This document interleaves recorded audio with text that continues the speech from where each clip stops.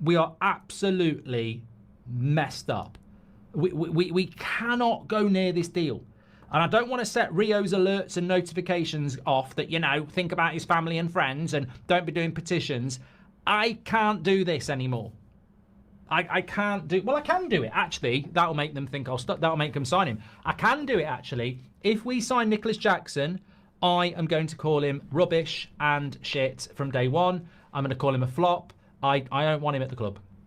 We did it with Arnautovic for different reasons, but I do not want Nicholas Jackson at this club. And I'll tell you why. I'm allowed to.